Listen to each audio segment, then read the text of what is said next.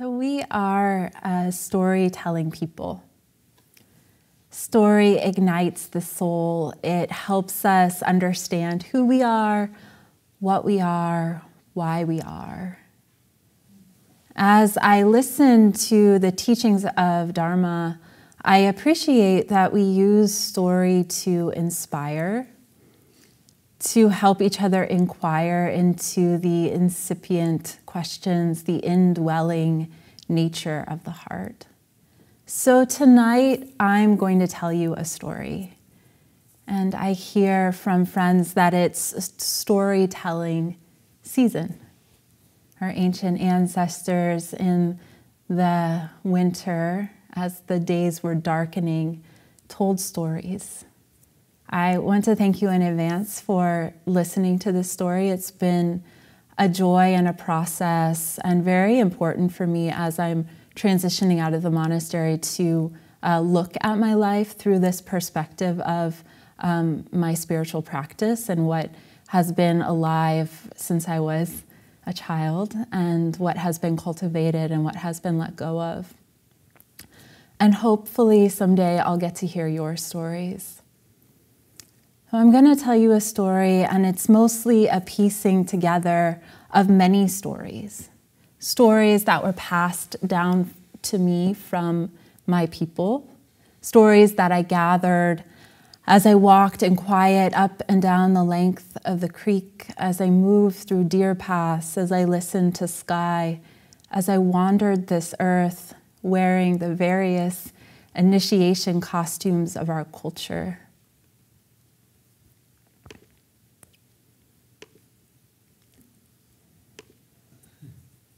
I can't say that there is a beginning to this story.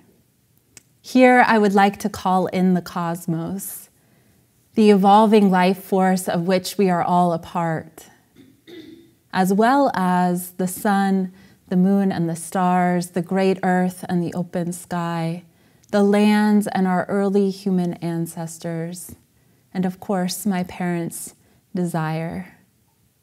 I want to call in all the stories, paintings, art, dreams, and ceremonies that our ancient ancestors co-created, dreamed, and participated in. I was born on a sunny, warm afternoon in the beginning of March. After almost 24 hours of labor, I was a natural birth, the firstborn to my parents, screaming into existence as a birthday present for my father. We share the same birthday, which for me has always felt like a mysterious alignment, like we shared a deep secret of the nature of existence, the cosmic joke. I think I get my childlike playfulness from my father, as well as my discipline. For as long as I can remember, he has risen before dawn, practicing stretches and calisthenics before embarking on a 3 to 6 mile run. Jokan, you're changing my slides. I discovered my own love for running through observing my father, a practice that I'd say saved my life, as I chose to run for sport and heal and get stronger instead of continuing an obsessive eating disorder that had overtaken my body and my mind. I often joke with my dad that my monastic impulse came from this early imprinting, observing his own rituals around beginning the day, embodied and opened to the larger forces of which this body, heart, and mind are a part. My dad's mother was a quilter. This is a picture of her. And the family up there. The older woman in the middle is my grandmother. My dad's mother was a quilter and his father was a mechanic. They owned a farmhouse with a pond. Though my grandfather, Herbert Kostenbader, passed when I was 5 years old, I remember his dark, tan skin, his armchair, the way he laughed. I remember the day he died, how I wanted to go into that hospital room to see death, this mystery that had all of the adults in a frenzy. But I was told to stay in the car with my mom and little brother. That Pappy, as we called him, was just sleeping, a sleep he would never awaken from. I was left with a double mystery. What were the similarities between death and sleep? Would I lay down to sleep and never wake up? Could I meet Pappy in sleep? Is that where he was now? Do we all go to the same place when we sleep, to the land of the dead, to the place of the soul? Is that where Jesus was, and God, and all the saints? This is a picture of my baptism with my grandparents. Pappy, the legend, filled out over the course of my years. I learned about how my grandparents' eldest son was hit by a drunk driver at age 5 while playing in the front yard and was killed. I learned about Paul, my dad's older brother, with whom he shared a room, who shot himself in the head with a shotgun near his 18th year of life. I learned that Pappy's father died when he was only a teen, and his mother left the 7 children to care for themselves. That Pappy couldn't afford shoes, so couldn't go to high school. That he became a great mechanic and was known all over the country for his county for his skill. After Pappy died, Grammy sold the farmhouse, so too the stories of the farm became part of my story as a physical place that slowly faded from memory. Growing to Grammys meant a road trip through country roads. It meant gazing out the car window for hours, watching the moon follow the car. It meant playing with old wooden toys from my dad's childhood underneath the giant quilts she was always working on. As I aged, I began to see my grandmother's spiritual practice. I would overhear her prayers when I slept over at her house, and as she listed every name of every person she knew and asked them to be blessed. I saw her quilting as part of her spiritual work. As she chose scraps of fabric and sewed them together, I imagined her piecing together the broken pieces of her heart, her dead sons, her deceased husband, the farmhouse, the father she never met. Every quilt she made, she gave away, mostly to family. Each grandchild, then each great-grandchild, received their own handmade quilt. When I was in high school, I traveled with Grammy through Europe. It was the only time I spent in my life that I spent that much time alone with a single family member without my parents there as well. We both had the capacity to wander, open-handed, and sometimes lose our way. And we both felt some connection to the land, the people, the language, as if our bodies and tongues remembered something of this landscape. My dad wanted to be a father. He coached my early childhood sports teams. I asked him recently what he remembered about me when I was young, and he told me he remembered that I didn't like him. And he retold the story of how when I was like 6 months old, my mom left him for a couple of hours to go hang out with her girlfriends alone with me, 6 months old, and I cried the entire time. And so when my mom got back, he's like, I reached out and held you away from me and gave you to your mom. And I see the imprint that this may have left, how I bonded to my mother, how it was she who I would go to if I was feeling sad or alone or unwell, how I could climb into her lap when I was young and say, tickle me, and she would gently rub her forefinger on my forearm, and it was a like peaceful way that brought me into a sense of calm and feeling loved, and perhaps one of my earliest tastes of meditation. So that's a picture of my mom. My mom's family was large. She had 7 brothers and sisters who lived on different sides of the same town where they all grew up. We were really close. Every month there was a birthday, which meant a big party at one of our aunts or uncles' houses, or sometimes our house. I spent a lot of time growing up at my mom's parents' house with my elder cousins. They had a pool, a backyard, and cable TV. We could eat chips, and we watched TGIF, and my cousin Laura would let me brush her hair and tell me what it was like to be older. She was 5 years older than me, and I looked up to her a lot like she was my elder sister. I think I copied her every move, every haircut. I liked New Kids on the Block just because she did. This is a picture of, she hated pictures though, and I didn't mind them, that she's in pink. This is a thing we did, it's called Cousins on the Couch. And this is a more recent version of it. After me, it was all boys, so. We were Catholic. Sunday meant Mass and more family time. Often we would find ourselves at my grandparents' house or my aunts or uncles eating donuts and playing outside. It's another picture of my cousins Laura and Michael at my grandparents' house. We just finished swimming. I spent a lot of my childhood outside. It was interesting looking through these pictures, and so many of them in different seasons were outside.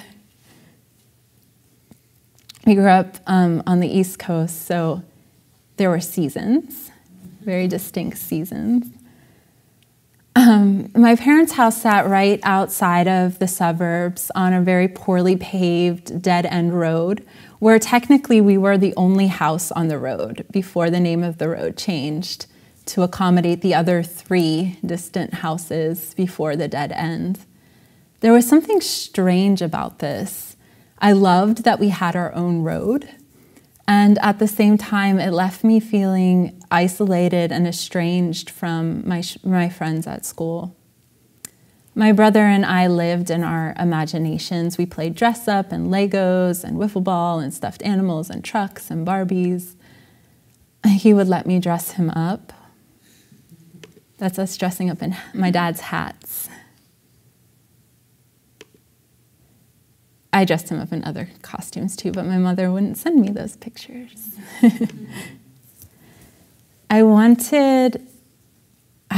We spent a lot of our afternoons playing. We had these big rock boulders out back that were from probably the foundation of building the house. We spent a lot of time in there, or finding new deer paths in the woods, or building snow forts. And as I got older, I felt like I was missing something, like all the TV shows and music videos, that all the things that my friends at school talked about and connected over. And I started to suffer. I wanted what other people had. And I see this as one of the deep inner struggles. You could perhaps call it a loss of innocence, as I began to compare myself to others.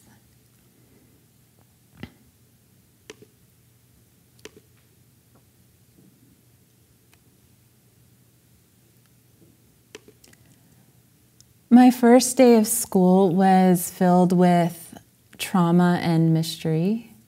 My mom rehearsed with me the transfers I would make to get from our solitary road to school and back. She walked me to the top of the road where we waited for the bus, and I got on.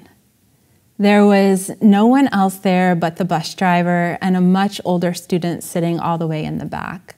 I sat right behind the bus driver, who seemed friendly enough. As stop by stop, much older high school students who went to the public school, where I went to Catholic school, entered the bus, some making comments or laughing at me before going to the back of the bus. I felt lonely and found solace in making an imaginary friend who sat next to me for the rest of the trip. I named her Katie. Later, my mom asked me about the bus ride, and I told her all about Katie and how we were going to be best friends. I didn't want her to know that I was afraid and lonely on the bus. The next day, I boarded the bus a little more brave because Katie was with me. As the bus went on its way picking up students and people were boarding and walking past me, I didn't mind. Suddenly, though, a young girl my age boarded the bus and asked me if she could sit next to me. I said she could, and her name was Katie. I made her up, and she became my best friend, and we were inseparable for years to come. And this is Katie, the one in the brownie. I'm the one in the brownie outfit, but she's standing next to me with the sash. This memory of Katie and the imaginary Katie that became the real Katie is one that has surfaced often throughout my life. It has the quality of synchronicity that I have come to be familiar with living at the monastery. It brought close that intimation of the psychic magic of the universe, that perhaps we do things into existence. This experience felt close to God. God was a big part of my life. I became an angel in first grade because of it. God was a big part of my life, and different images of God moved through my consciousness as I aged. Besides going to church and Catholic school and praying before meals and before bed, we didn't actually have a lot of doctrinal beliefs circulating our household. So we were left to discover God for ourselves. I felt God in the night sky, in the boulders in the backyard, in the quiet of nature, in the crab apple trees, the dogwood flowers, the tiger lilies, in my mother's soft, loving touch, in the songs we would sing at Mass, in family meals.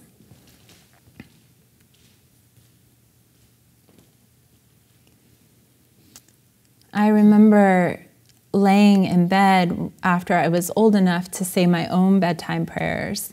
I would let my body relax and try to feel into an early koan I had heard repeated at Mass. We are the body of Christ. Which part was I now as I laid down to sleep?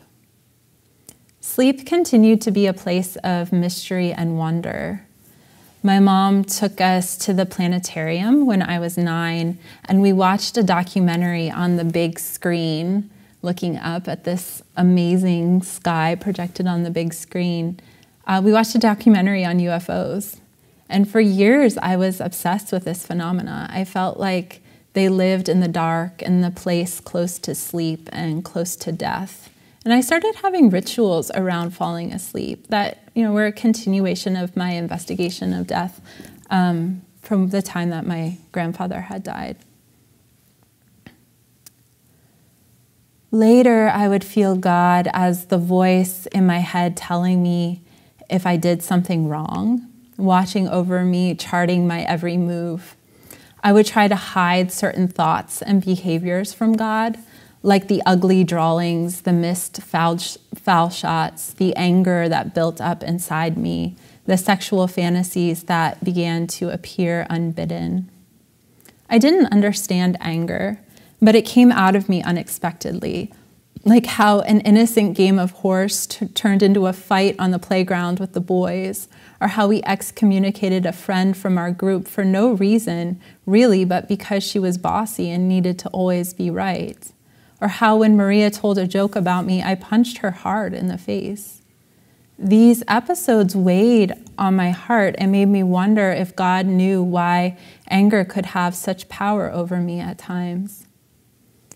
Still, later, the mystery of God would enter close in. I would become an altar server and sit close to the consecration of the hosts, bringing the officiant the water and the wine at Mass. I would learn about the silence of Mass, sitting close to the tabernacle, to the quiet of the ritual, and my own quiet connection to God, who was mostly emptiness and love. I remember the first time I had a thought about dieting. I was 11, and I had started spending the night at a friend's house from softball. Her whole family was petite, and compared to her, I felt large. Her older sister was dieting. I thought, maybe I can eat less noodles. That thought slowly built into a preoccupation that lasted through the early years of high school. I didn't know there was a word for it or that it was an illness. I just thought I was winning. As I measured my wrist size by clasping my fingers together, we didn't talk about it at home with my close-knit family. At some point, my mother took me to the doctor. I should gain more weight. It was more of a threat than an encouragement, and so the whole thing slipped even more into secret. At the height of the anorexia, I probably knew the calorie count of every food in the supermarket. I could fast for 48 hours without thinking twice. I was running laps around all the other girls on my basketball team.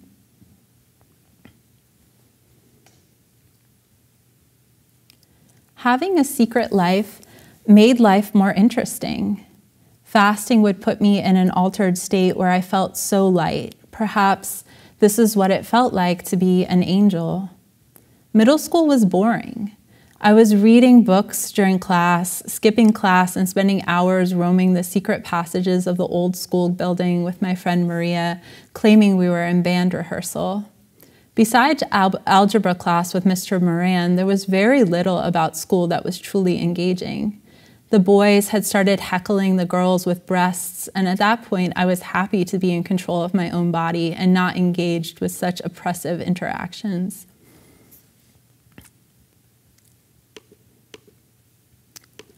As a shock to my entire family, who spent the early years of my life carting me to softball, basketball, soccer, and volleyball practice, I decided to join the band instead of trying out for sports in high school.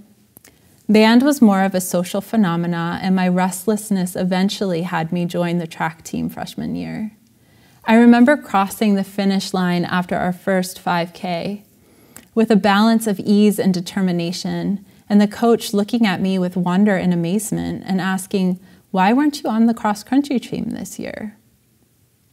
Track and cross-country really did save me from anorexia. I rediscovered my body through running and rediscovered my aloneness. Running gives you a lot of time to be alone with your mind. Some days I would write fictional stories in my head as I ran. Some days I would run out of my anxiety or jealousy or anger. Some days I would just run, mind perhaps quiet for the first time, feeling breath, cold air, the little Lehigh River, and all the seasons flowing through me as I ran.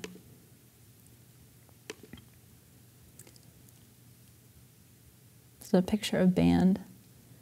And I was on the homecoming court. 9/11 happened at the beginning of my junior year of high school. I was 16. I remember sitting in physics class and they turned the TV on. I remember watching the planes crash into the Twin Towers over and over again. We were on the East Coast, so people had family in New York City. I remember feeling alienated from my community as people expressed anger and rage. I remember having the thought, this isn't random. I wonder what we did to them. I can't say where that thought came from, but it seemed important to listen to. A spiritual crisis ensued. I wasn't interested in taking sides. The momentum building towards war felt strange and alienating. Meanwhile, my Catholic community was flying their flags higher, righteous anger pouring from their lips. My boyfriend said he was meditating. He learned about it from the Beat Poets. He gave me a book by Jack Kerouac. We started spending hours in bookstores reading the beats, reading books on Buddhism, memorizing poems by Allen Ginsberg and Lawrence Ferlinghetti, driving around listening to jazz, to ska, to punk, parking in empty lots and dancing like crazy, writing or speaking those long stream of consciousness poems, learning to slam, to say a poem with breath, body, and soul, to speak truth. Our hearts hurt like Coltrane. We felt the wound of the world. We were the world's soul. We read Gabriel Garcia Marquez, Pablo Neruda, Borges, and other poets and magical realists who blew open the mind, who understood the intersection between politics, the human soul, and good art. Somewhere during this time, I was reading the back of a Gardenberger box. Not particularly the most soulful writing, but engaging enough. There was some statistic about how world hunger and meat consumption. Something about it, the set and setting. I was at home alone, gazing out at the field that was our family's lawn, and my mind opened. I realized I was interconnected with all living beings on this globe, that my actions impacted all life, for we were but one life. That at that moment, I became vegan and an environmental activist. When I actually started meditating on my own, I would shut off all the lights and sit in the dark. I would let go and open my mind. I would feel the whole world as my mind. I was reading a book by Thich Nhat Hanh, Living Buddha, Living Christ. It inspired me to reconnect to Catholicism. As I sat in Mass, I really entered the mystery of the consecration. I let myself into the wonder that maybe it really was Jesus who I was imbibing as the sacrament of the Eucharist. I let the wafer dipped in wine dissolve on my tongue as I walked slowly back to my seat. What happened, I could not describe in words. It was as if me, the whole church, and everyone inside flipped inside out, that the spacious freedom of God's love filled me. It was ecstasy. It was knowing. It was unconditional love. The Eucharist became this intimate practice for me. My social anxieties, my competitive drives, my need to be busy and liked, much of this fell away. I found myself relaxed, open, and enchanted, without much interest in doing anything. I started having visitation experiences at night. I felt like I was in communion with a force, benevolent and much larger than myself. I felt like I had committed myself to some spiritual path and was waiting for direction. I started enjoying being outside and in nature and lost my competitive edge in cross country. I turned towards activism and the mystics for some grounding, but really I was unmoored. Socially, I was easy. I loved listening to people and found myself connecting with almost anyone. I joined the anti-war movement, helped plan some meaningful retreats focused on bringing Christian teachings into the anti-war activism, and senior year glided on without much conscious participation from me. I graduated and went to college.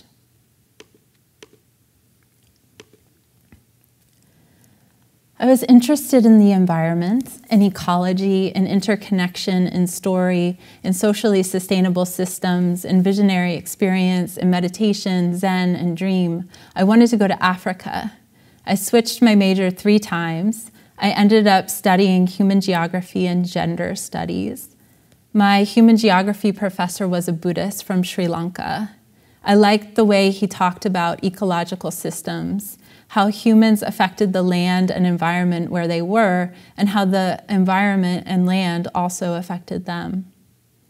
I co-founded a housing co-op called Houseosaurus with friends from Amnesty International. I had a diverse range of friends, rode my bike around, hung out with activist locals who were also anti-war folks. This was the George W. Bush era.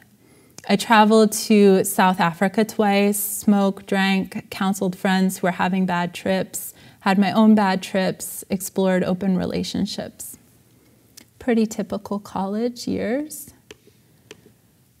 I was still pretty open from my Eucharist experience that I felt largely like I was being led through college, protected by some force greater than my egoic mind. I was meeting so many interesting people. I felt connected to everyone. There was a fearlessness that felt true. Even after being sexually assaulted, I still felt this. I eventually discovered yoga and meditating in Sangha and knew I was being called back to a more reliable home. Something of the discipline called to me, but I just couldn't yet commit. I got a job at a women's shelter and eventually moved to a farm outside of the college town I was living in a place called Milheim, PA. I worked a lot. I walked the land a lot. I studied and practiced many forms of yoga. I wrote a lot of poetry and fiction. I bonded with a dog named Gordy and was again beginning to discover my aloneness. We smoked a lot of pot at the farm, and I began to feel called back to the meditative path that I had only just begun to taste so many years ago. All along through college, I kept returning to the cushion and kept finding myself reading Zen books.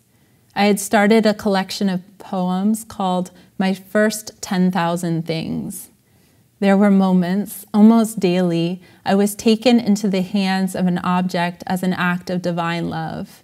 Could be a bike, a tree, the sky, a tampon dispenser, another person, the smell of beer kegs as I cleaned them up at the bar at the end of my shift.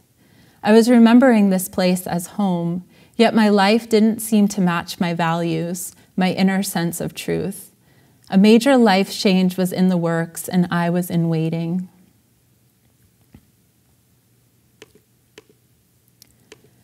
After a mild yet purifying LSD experience, I knew it was time to rekindle a disciplined spiritual practice. I started connecting with a teacher in my dreams. She seemed to think that all my experiences were things I needed to experience as part of my spiritual journey. She seemed to say the eating disorder, the sexual assault, social anxiety, optimism, innocence, poetry, dance, the natural world, meditation, these are all the ingredients that made my life a genuine life. My partner at the time, who's pictured up there, reading the book while I'm dancing, my partner at the time did a sesshin at ZMM. I went up for a weekend with them and felt as if I had returned home, returned to the communion experience, the bus experience, to those 10,000 shining moments, to the God I had known as a child. I liked the discipline of having to sit still. It was good medicine for me. I liked being held by the zendo with nothing to do but breathe and walk and eat. My boyfriend and I had these plans. We would go to different spiritual communities as we made our way across the country to Portland, where I was to go to school. I was planning to study classical Chinese medicine. The first community we went to was an ashram outside of Scranton, PA. Next was ZMM. He wanted to stay at the ashram. I felt called to the mountain, deep within my bones.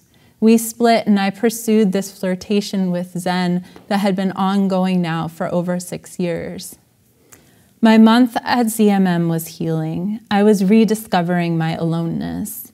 I met Chosen Roshi in a dream there. She said she would be my spiritual teacher. She kept appearing as I eventually decided to move across the country alone, as I found a house close to the Dharma Center, as I began going to Sunday night Zazen with Heart of Wisdom. That's probably my best slide. I knew I wanted to do Sanzen. I remember asking about it my first night. They said it was for members only, that I should think about it, that I should think seriously about it. I went home that night and registered to become a member, and probably thought about Sanzen all week long. Hogen Roshi would ask me, "Why are you here?" I could never answer, but kept coming. Seeing him in Sanzen invigorated my entire week. I wanted more. I first met Chosen close to the time that Daido Roshi from ZMM died. I told Hogen that I had my first Sanzen ever with Daido, and asked him to be my teacher. He said yes, and then I moved across the country. People do that. I did not tell Hogen Roshi that his wife was appearing to me in my dreams and acting as my spiritual teacher. Though the next thing Hogen said to me was, "You need to meet Chosen."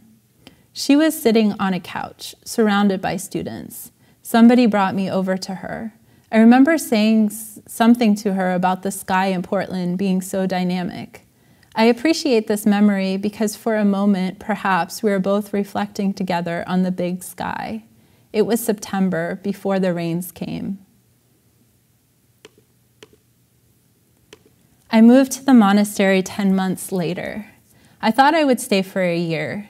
Though deep in my heart, I knew I was going to ordain, and even deeper, I thought I would be one of Chosen Roshi's Dharma heirs.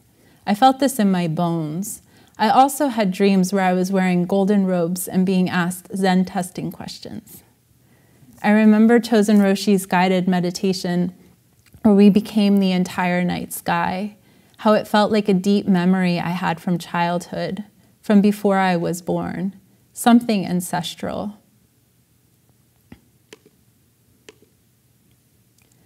I remember trying to answer koans on my first sesshin. "How do you know the world is spinning?" she asked, as I offered a flower that had closed in the dusking light. "Too conceptual," she said, "just settle." And I learned I could clear my mind at will. I was on fire my first few years. I sat as much as I could during breaks, after hours, during, it wasn't really called Ongo, but it was like the October through December period. Jogen and Shanae and I stayed up until midnight every night as our yaza. Jogen and I were also falling in love. I also spent a lot of time in the library, reading Dogen, poetry, immersing in the koans. Zazen felt honest. Things were opening up. I loved the intimacy of paying attention, being swallowed by the tiny puddles on the floor of the women's shower room, eating myself in orioki, the day that the Zendo floor looked back. It's my ordination. And so tense. I could say so many things about my time here. It was a time of deepening faith, of unknowing, of purification. I remember a series of years that Zazen felt like torture. Images of war and rape filled my body-mind like a 3D movie where I could feel every image vividly. I felt like I was learning to be both gentle and tough, becoming more of myself, through the practice of stillness and breath. I didn't think much about the Zen forms at first, but over time they started to wear on me. I questioned often whether I was neglecting my soul.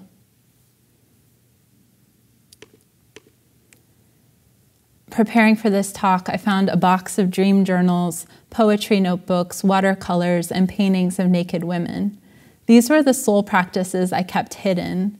I see a theme of secrecy running through my life, a hidden life, the life of the soul.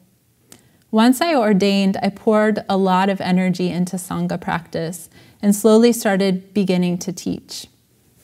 I taught at Reed College, began giving Dharma talks, and slid into a mentoring role with residents who were coming through. I especially felt like I connected with the women residents. I liked teaching and I didn't like it. It felt like an art that one could never master. I'm going to be giving another talk more focused on the monastery and my departure on Sunday, December 19th, which is my last day in residency. So I will say more about the monastery and my departure then. But for now, I will say, I'll show some pictures. That was the Turkey Trot 2019. I think Fugan's in it, yeah, and others. That's my family. That's my mom's side of the family. There are more women now because people got married and had kids. Kenyo's in that picture.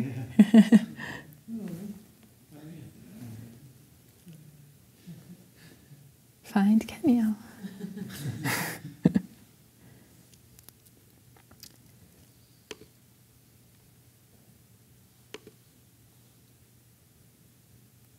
That was like the one time I was that much bigger than my brother. He's taller than me now. That's so funny. I still love the Zen tradition. Its honesty, its directness, its inclusive nature. I feel called, though, to amplify aspects of the Zen tradition that are also, I think, aspects of the feminine. I am imagining a post-patriarchal Zen that values embodiment, not knowing, dreams, creativity, ceremony and ritual, and ecological and racial justice. These are aspects of awakening that I will be including in my spiritual counseling practice.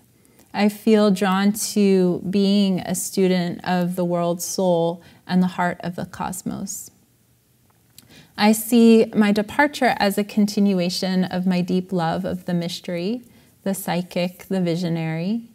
I will be moving to Trillium House in December and continuing to teach in ZCO both at the monastery and the temple.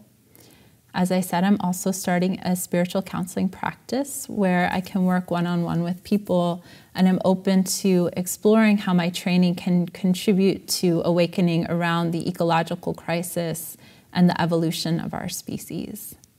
I feel like I'm both a student of the mystery and a humble teacher of Dharma. Thank you for listening to my story, and maybe someday I will listen to yours.